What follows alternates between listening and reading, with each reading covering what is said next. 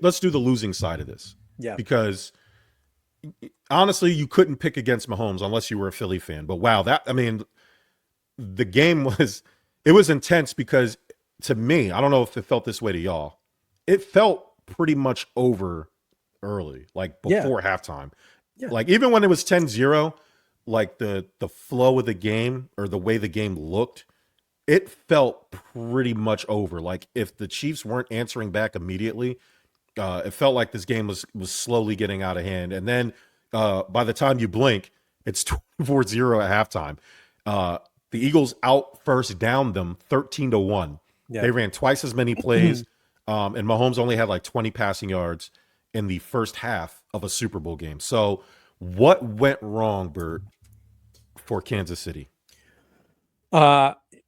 So I'm not in the locker room. I don't know. What I saw on the TV, what went wrong is I just think they thought it was going to be a cakewalk or at least more competitive. I don't think they were expecting the Eagles team to come out with as much jump as they did.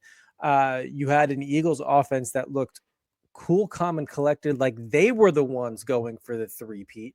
Like they were the ones that have done this thrice over. Jalen Hurts looked like he barely even broke a sweat. But I think the biggest difference in all of this is the defensive line of the Eagles. They were all over Patrick Mahomes. They were absolutely suffocating him. He had no time to make decisions. And even when he did, he didn't look confident in his throws. He didn't look confident in his overall stamina or decision making. It, as you said, when it was 10-0, it looked like Kansas City had no clue what was going on. They were being outrun. They were being outplayed. It didn't matter. And I think probably one of the best stats I've seen is deep into the third quarter, before all the garbage time touchdowns, the total offense for Kansas City was sitting at 64 yards, which was insane to me in a Super Bowl that was supposed to be just as competitive as it was the last go around and just as competitive as last year's against San Francisco. So I mean, look, I honestly think it was lack of preparation on Kansas City side. And then as soon as they lost momentum, they were like, you know what? We've been here twice before, won twice before. Whatever. Right. JT, the one thing that stood out to me, I guess, Travis Kelce, I'm not going to say he's washed. I will say that he's displaying the characteristics of somebody who's washed. Uncharacteristically whiffing on blocks constantly, right? Because Bert said it, right? Like the thing about Mahomes is not just the fact that he's really good at making decisions, but his improvisation when it comes to when plays break down. And the Eagles, especially the front four, like those four pass rushers did not allow him. There was a couple of them, but by the time Mahomes was able to free himself up, everything was covered. I mean, he was throwing bad picks. He was throwing. That's the thing, right? Throws. When have you seen Patrick Mahomes throw bad interceptions like that? I think he was forced to. I think the cover four really bothered him, like in terms of by the time he was able to free himself up from the pass rush, the secondary and the linebackers in the backs were able to, okay, this guy's open. This guy shouldn't be open. And I think they were able to kind of converge on that fairly quickly. And it kind of forced Kansas City to make quick decisions, which really isn't their game. They like to let things develop, very timing. It reminded me of the 2000s Patriots, where the only way you could really beat Tom Brady is if you disrupted the timing of the offense. And the Eagles did that really well. I don't know if you kind of caught on to that, JT, or what you thought really went wrong for the Chiefs. I mean, you guys both made great points, and I think you guys are absolutely right. To add on to that, I'll say this. I think the Chiefs were already in trouble before they even stepped on the field. I think this whole season has just been a distraction for them, and they've just been getting lucky. Like, this is the worst team in their era, like, of their little dynasty run that I've seen. Like, there's no talent. I'm going to say it. Travis Kelce is washed. And they were talking about it early in the season that he wasn't committed to, his usual working out ways. And, they're like, hey, is he still taking the game seriously? Or is he on his like Dennis Rodman arc and, just more focused on being a celebrity? So I think they just had a lot of distractions last offseason, during the season. And then, of course, like leading up to this game. But on the field, I think you guys are absolutely right. I mean, you look at it, how many times did he drop back? Like 40 plus times? Philly blitzed him 0 times, and he had a game this bad. Like, it wasn't like they were dialing up these exotic blitzes and they were just all in his face. Like you said, it was everybody back in coverage and just 4 guys rushing at all times. And it was eerily similar to when they played in that Super Bowl against the Bucks and oddly enough against Tom Brady. And he had another bad game like this where it's like they let him run around and do his thing and they forced him not to like play you from the pocket, but let him run around and try to make something happen. The more he does that, that's when mistakes happen. And I felt the game was over when he threw that pick 6 because it was like, it's so uncharacteristic of him to do that, especially in a big game. And I did think it could come back because I'm like, all right, this is where he's going to show that he's at least on the Tom Brady arc. You know, they're down less than what the Patriots were down to the Falcons at halftime. So, and this never got back on track. They just don't have the weapons. This Philly Eagles team was loaded. Like we said on the last show, both lines are loaded. Defense is loaded. The offensive weapons are loaded. I mean, who do the Chiefs have on offense? Rasheed Rice isn't there. Old Kelsey's not getting it done. They have nobody. So Xavier Worthy was the standout, honestly. Yeah. I've never seen Steve Spagnuolo as pissed off on a sideline as I saw him in the Super Bowl. And I think once I saw him lose his cool, it just showed me that Kansas City's obviously defense is getting picked apart and he's at wit's end. He doesn't know what to make of it. And I think that's huge compliments to the Eagles offense. And when you think about it, I mean, Saquon only rushed for 52. Jalen Hurts was a standout from a rushing standpoint. Everything was working to plan for the Eagles, and it honestly, the game was over at halftime. It really was. And JT, I was with you, and we were all texting about it too. Like, hey, listen, teams have been in this situation before. Let's see what the half brings. And that first drive out of it, I was like, this game is done. It's absolutely over. If it weren't for literally the end of the game when the Eagles didn't give a shit, put in their secondary, whatever, it probably would have been 40-3. If they actually truly from whistle to whistle committed, but it's insane. It was 2 crazy things I saw in this game that I was like, I thought I would never see. The first is I never thought I would see Andy Reid and Patrick Mahomes never have a counter punch in the same game. That just blew my mind. And then a Gatorade shower with 3 minutes left in the game. That's how bad this game was. I was like, they're already doing that? The disrespect. I mean, the game was over. I mean, I know that the score ended up being 40-22, but I mean, honestly, the Eagles pulled their players. It was like a 40-6 game, really. Mm-hmm. You had that long bomb, and you brought up Xavier Worthy. That to me was the one thing the Chiefs can kind of hang their hat on. I'm sure that's not of any comfort considering how poorly they all played. It was a total collapse. Don't get me wrong, but if you were to pull a positive from that game, Xavier Worthy seems like the guy that they wanted to draft. The fact that he had a monster game, considering everything else, is something to be nice because Rasheed Rice isn't there. And if Xavier Worthy continues to work hard, that's going to be a pretty nice weapon for them next year. But again, this is the Eagles, the defense. I mean, they had 6 sacks, 3 turnovers without blitzing, like JT was saying. It's and then the Cooper DeJean thing, momentum is easy to get and it's hard to keep. And that's why this game for the Eagles is even more impressive. They got the momentum, they took it from the Chiefs, and then they never looked back. And shout out to all the people on Instagram with your fundamentally useless corrections. Because I said it was a 3-score game.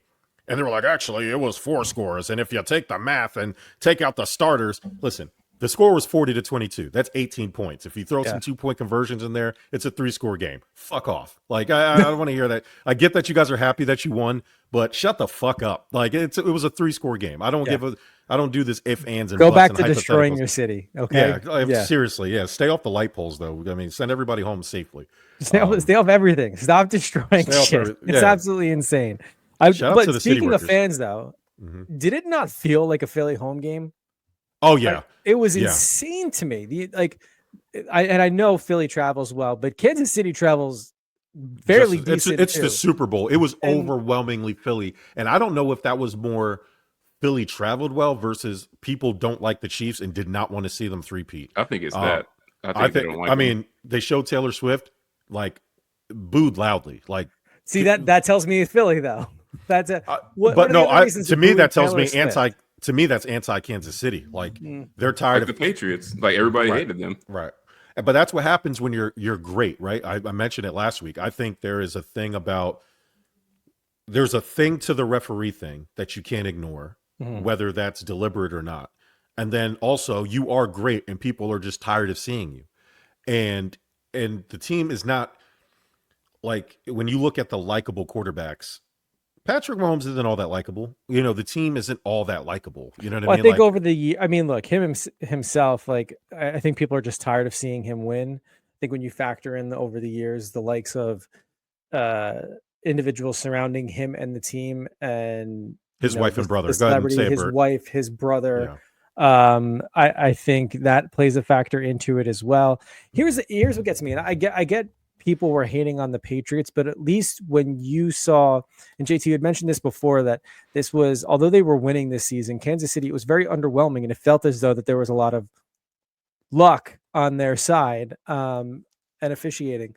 But at least with, yes, there was a little bit of that when the Pats were so dominant, but when you watch Tom Brady, like you knew, like there was a frustration because like, damn, like him and Belichick, like they were just on top of their game. And what seemed like every single season, very rarely, aside from like the off of like Deflategate and the Tuck rule and shit like that, where people were like, oh, they're cheating the system and the officiating's poor and stuff like that. So I do think this season was like the tipping point after watching them win so many games off of what seemed to be like just weird miraculous plays or non-calls and so on.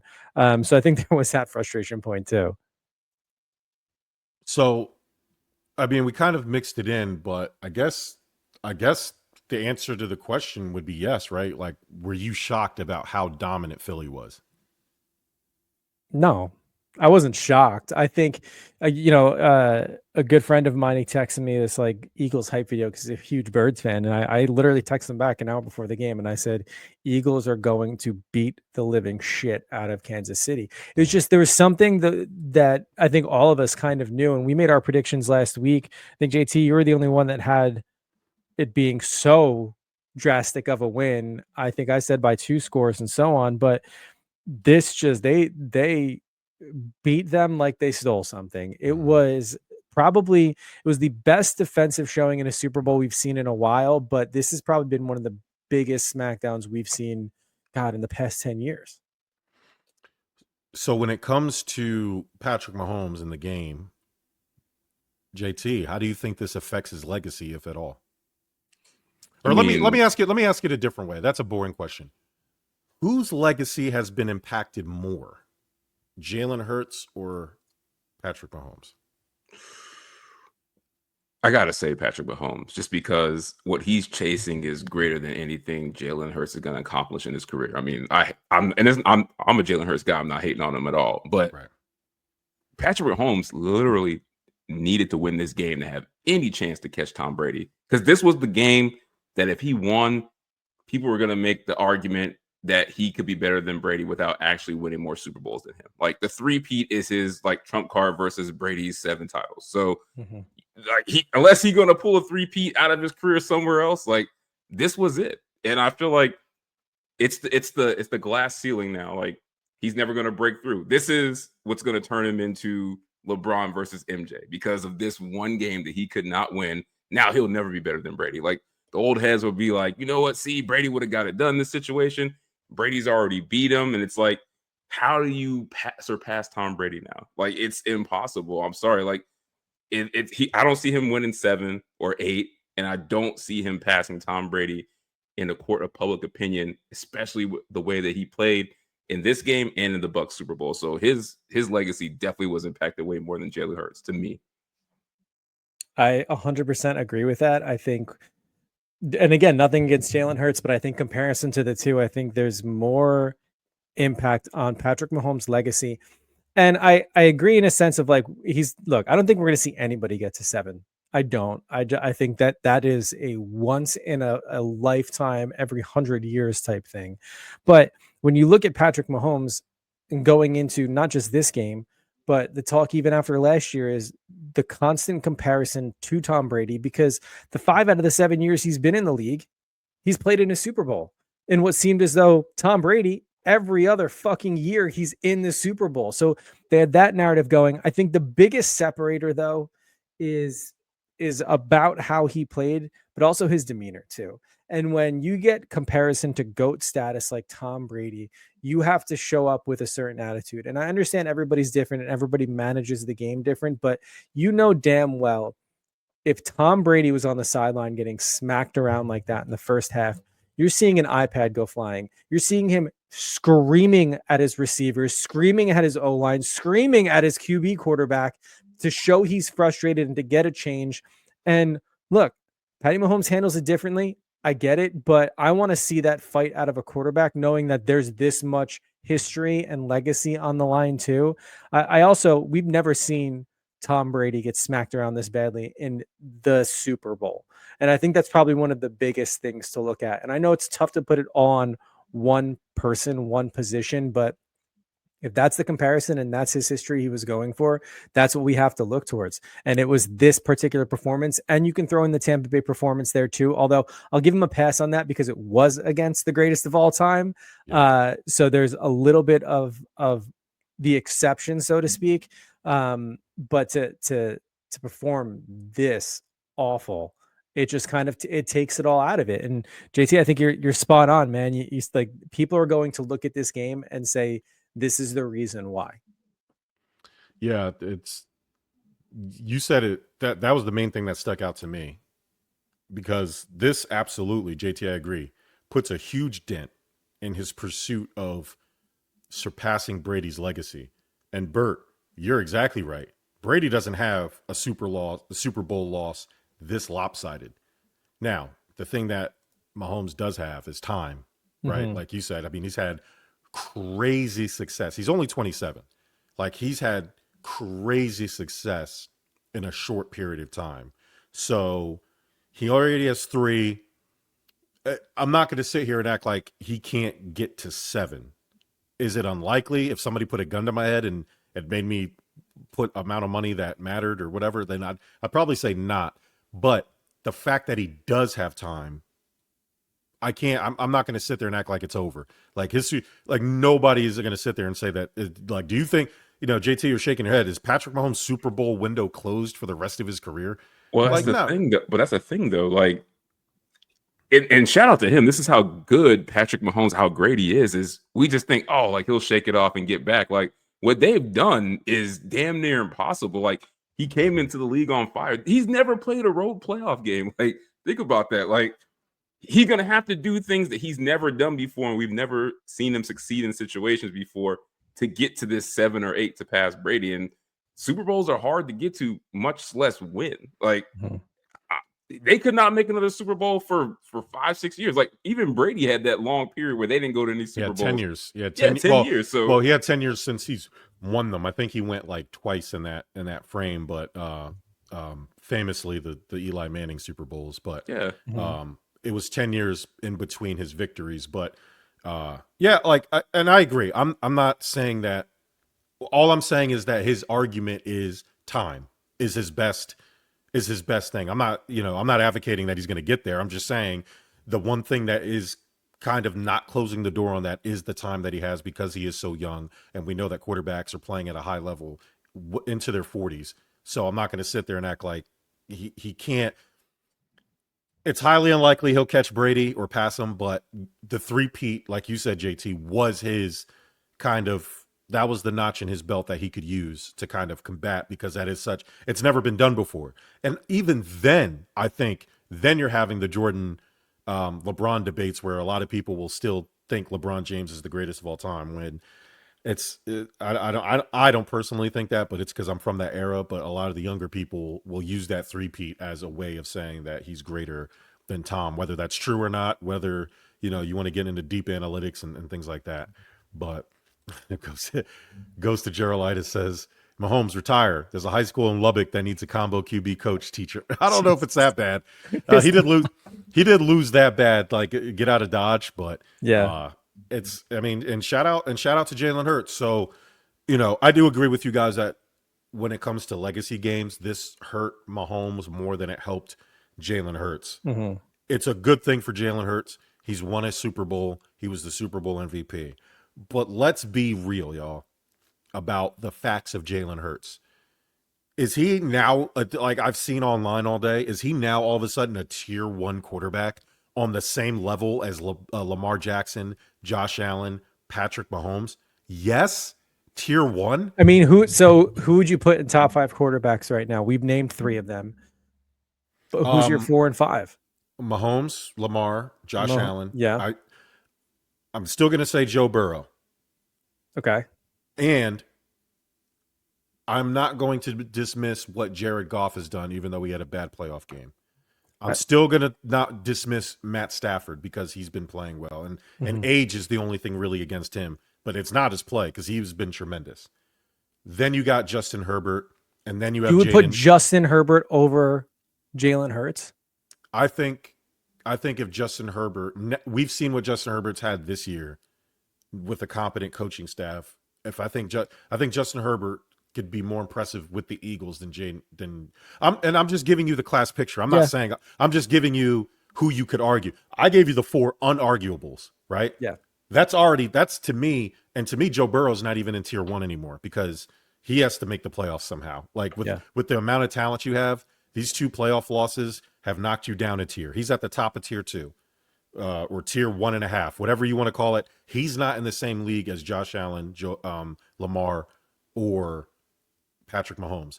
And I'm taking it as, would you take Jalen Hurts over those guys? No. Yes. At this point, I would. Yeah. You would take Jalen Hurts over Mahomes, I would put Lamar? Jalen Hurts in the top 5 as of right now. Okay. Jared Goff looking in, Matt Stafford looking into. Still top 10, don't get me wrong, but I think he's proven he has an arm. He's proven he's clutch in the big games, and he's a mobile threat too. So, I mean, I don't know what more you want to see to put him over Justin Herbert. I mean, that to me is crazy. And not only has he had success in the playoffs, making it to a Super Bowl, but this being his revenge game and the way he performed too, damn near flawless. So I think we have to. I'm certainly putting him in my top 5. I have him. I didn't even get to Jaden Daniels, which again, he's a rookie. You got to give me. You got to give me the 3 year. We can't. RG3. He could be RG3. We don't know. Okay, but even then, you're somewhere in the 5 to 9 range, depending on how you feel about Goff, Dak, Stafford, Justin Herbert, Brock Purdy. I don't know how people feel about him, but in that, but I think generally, and this isn't me. I'm just thinking Purdy is usually listed in that second half of people's top 10 to 15, right? So again, that's not anywhere Jalen Hurts hasn't already been. So he's already was a fringe top 5 guy somewhere in the 7, 8, 9, 10, 11, 12 range for a lot of people. So does this playoff run, which was, again, this entire year, look at the MVP voting. There's been one Eagles player that had 44 MVP votes, whether you were placed 1 through 5, and that was Saquon Barkley. And Jalen Hurts had 0. Like, this entire year was about Saquon Barkley. So I'm not going to let a blowout win versus the Chiefs in a Super Bowl. And again, Jalen Hurts was good, and he was good in the NFC title game too. But he's still in that class picture of the quarterbacks we listed: Jared Goff, Stafford, Dak, Herbert, Daniels, Brock Purdy, and Tua in the first 3 games of any given season. Other than that, Jalen Hurts has always been there. So to me, he hasn't really improved much just because he has 1 Super Bowl win and playing the Chiefs, who's played the worst game they've ever played in the entire run of their dynasty. So shout out to Jalen Hurts. I'm not taking it. He earned it. He's absolutely earned the Super Bowl. He absolutely earned the Super Bowl MVP. But I'm not going to pretend like he's all of a sudden a top 3 quarterback or a top 5, because I would still take Joe Burrow over him. And Jared Goff has been better longer. Matt Stafford has been better longer. Again, without the winning. The winning to me is a team stat. And again, based on the MVP voting, based on how the Eagles offense was this year, it wasn't a Jalen Hurts. We talked about it all year, Bert. It was always Saquon. Like maybe it's your Giants fandom, like just burning with rage. Yo, would Joe Shine I'm very happy for Saquon. Joe Shine have a job today if you were John Mara? Like watching Saquon win a Super Bowl year 1 leaving New York, would Joe Shine have a job the minute the Super Bowl ended? And look, this is, people have been fucking texting me since Sunday, and it's one of these things where, if he stayed with the Giants, he wouldn't have done this. He wouldn't have had this season. He was built for that team, plain and simple. Plus, what are we going to do? Pay him when we have other shortcomings we have to address? It hurt to see him leave. But I mean, it is what it is. They spent their money on Daniel fucking Dimes. But look how well that worked out. So I get it. This was Saquon's year. It was, but to ignore the talent of Jalen Hurts and now the results, to me, is absolutely asinine. Saquon and Mahomes doing wonders for the snow bunny culture. Folks ain't talking enough about that work. Yeah, shout out. I didn't know that's what Saquon Barkley was pulling. I should have known better. I mean, that was amazing. Shout out to him. Since his Penn State days. Yeah, not Mahomes, though. Brittany can go somewhere else. All right. So that's enough Super Bowl. Shout out to the Eagles.